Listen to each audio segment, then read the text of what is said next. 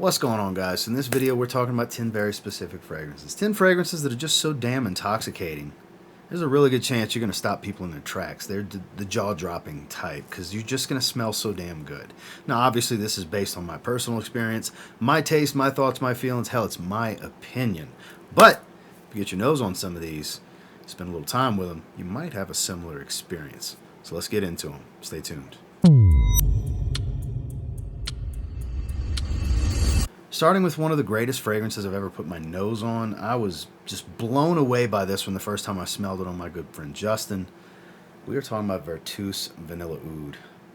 This is one of the best fragrances I've ever smelled in my life. This is a stunner of a fragrance. Saffron heavy, leathery, spicy, animalistic oud.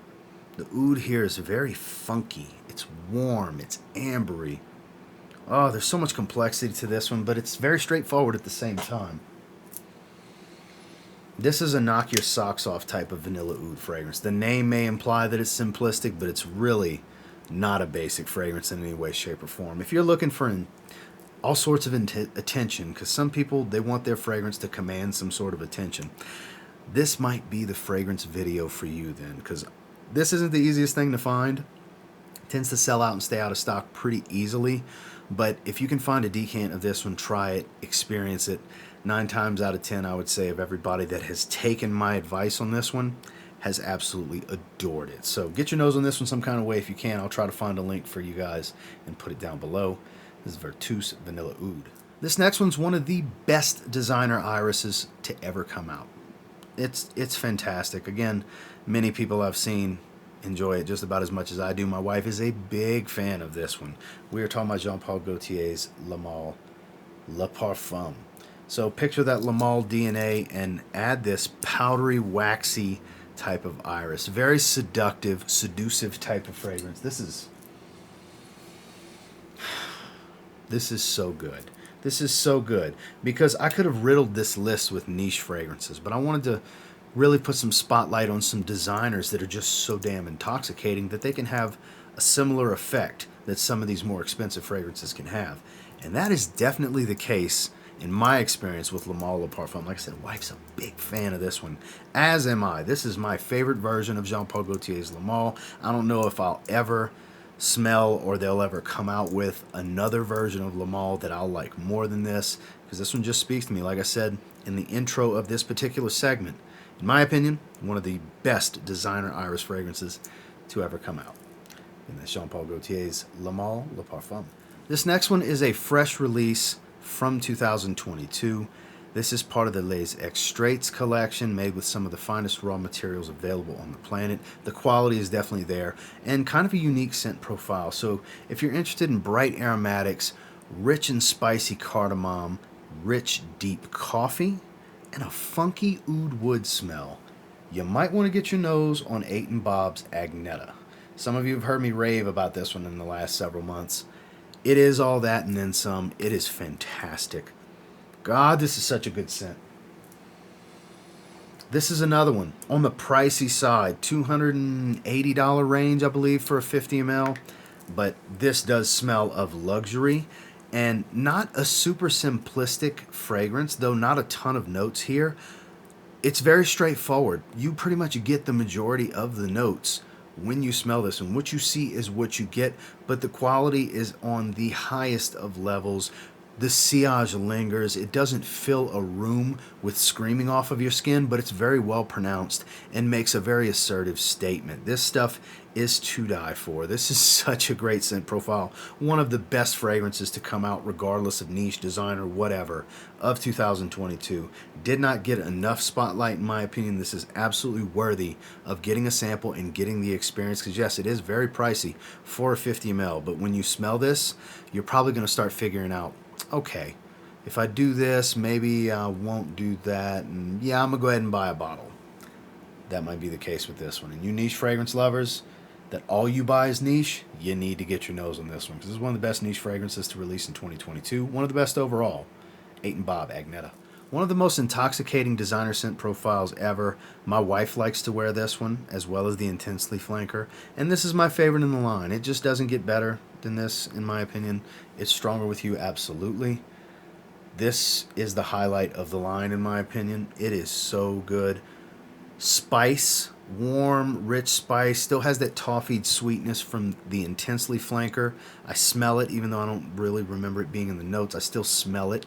It's like a spicier, boozier Intensely in many ways. It's not as sweet as Intensely. You have the rum. Everything's pretty well balanced here. It's not too boozy, too sweet, too spicy. That roasted chestnut note is still here in the dry down from the original's DNA.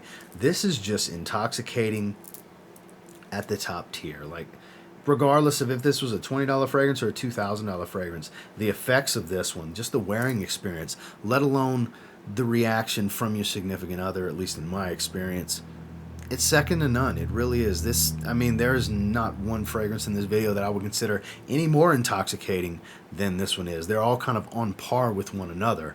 That's why this collection of fragrances is what it is in this video. But if you've yet to get your nose on this one, in my opinion, you're missing out on the highlight of the line. Yes, Intensely is amazing. I love Freeze, and Leather's great, and all the line's great.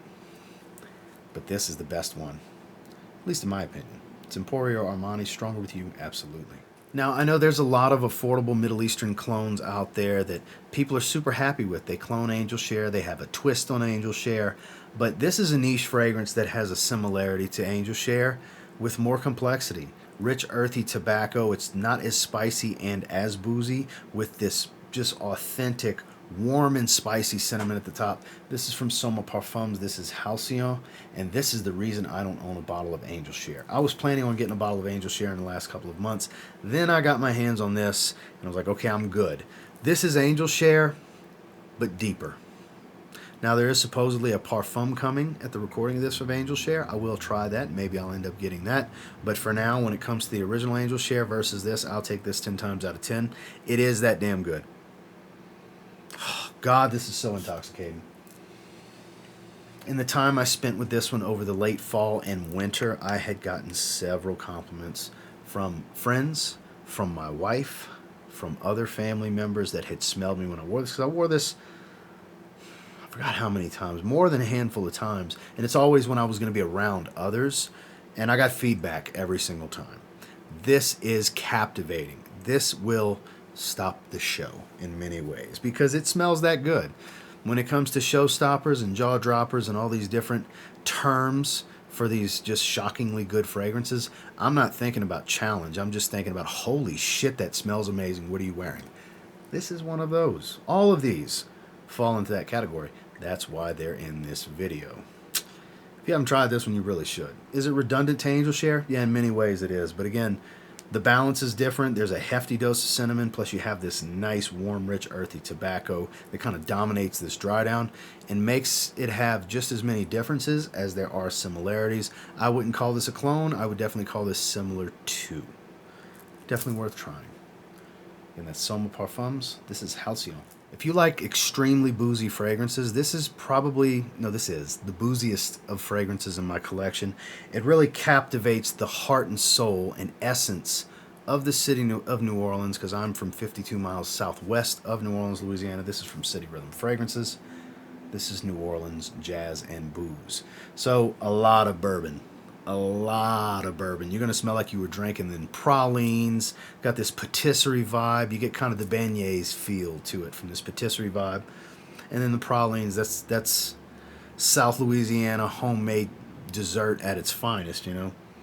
There's a lot of spices here. It has this cinnamon feel to it. Not the most woody of fragrances, but like I said, if you like a great bourbon note with some gourmand aspects to really make this delectable party type of scent. It's got that party vibe of New Orleans. It is a party city that's full of alcoholism and great food. This encompasses all of that. This is my favorite fragrance from the House of City Rhythm.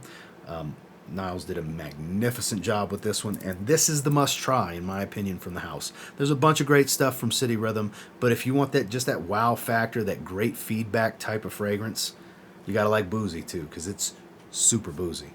You might want to get a sample and try this one. This is City Rhythm Fragrance, New Orleans, Jazz and Booze. Without a doubt, the strongest, most intrusive, and aggressive fragrance in this video. This stops the show for real. I don't wear more than 3 sprays. This is magnificence in a bottle. This is Zaharoff Signature Leather Tabac. Those that have this know. So the plum kind of rounds off that aggressive tone at the top because it's not a super sweet and juicy plum. It actually offers a little bit of a medicinal feel because there's a lot of animalistic leather, dark taric smokiness from this birch tar. There's incense, earthy, very rich and deep tobacco, and a lot of spice here. God, this is so addicting to smell. And the sillage is really, really strong on this one. Super long lasting. Like I said, I don't do more than 3 sprays on this one because I don't need to. It's overkill after that for me. There's going to be some that spray this 10 times. You're crazy. But hey, if that's your thing, that's your thing. But you don't need a lot with this one.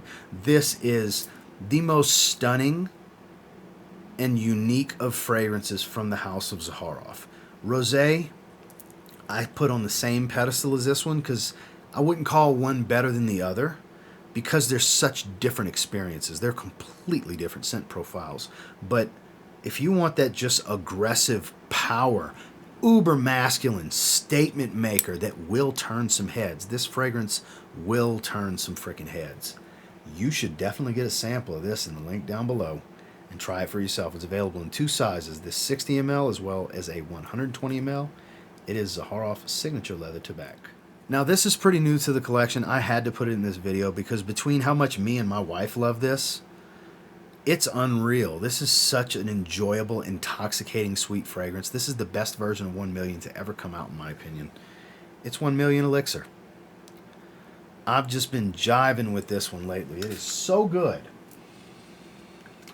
That Davana herbaceous sweetness, this tonka bean vanilla combo, the woods really come out on my skin to really ground and take some of the edge off the sweetness. Now when I say edge off the sweetness, it kind of stops it from being too sweet because there are fragrances in this line, think 1 Million, think 1 Million Lucky, that are extremely sweet. And while this is still very sweet, maybe too sweet for some's taste, for those that like sweet fragrances, this is one of the best designer sweet fragrances I've gotten my hands on in some time.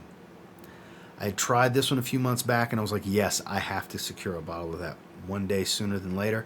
I now have this 50 ml. The 50 ml will go a long way for me. I may never go through it, but then again, I enjoy this one. I can see myself going back to it more and more over the cooler months over the next several years because this stuff is super intoxicating. If you like sweet, vanillic, woody fragrances, this is a must try. My wife is a huge fan of this one.